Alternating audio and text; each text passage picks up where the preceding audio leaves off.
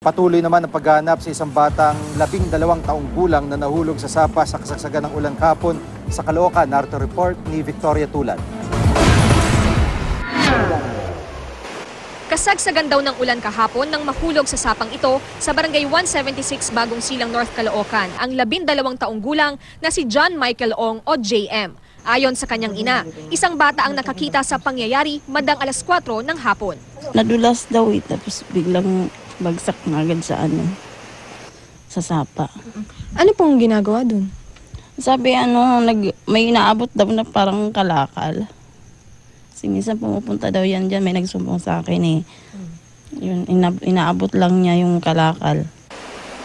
Dalawang iba pa raw ang nakakita sa panganay ni Lolita na humihingi ng tulong habang tinatangay ng agos. Ayon sa mga taga-barangay, dahil sa lakas at tagal ng ulan kahapon ng hapon, ay umabot yung tubig dito sa sapa hanggang dito sa aking kinatatayuan. Kaya posible raw na si JM ay nakatayo banda rito at may inaabot noong bago siya madulas.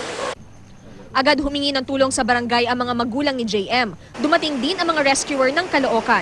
Pero ayon sa barangay task force, nahirapan silang hanapin ang bata. Punong-puno ng tubig dito. Saka maraming basura katulad niya, nakikita natin.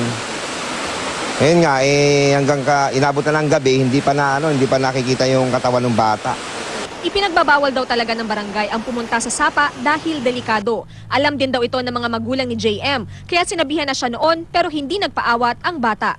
Isa lang naman po yung pinapakiusap ko, ma'am Makita ko yung anak ko. Yung ngayon iniisip ko wala, nandyan lang sa tabi-tabi. Nagtampo lang siguro rito nung pinagsabihan. Pero nag-isip na rin, iniisip ko na rin Kasi umuwi yun, ma'am. Bago mag-11, 10, nandito lang sa mga kapitbahay. Victoria Tulad, GMA News.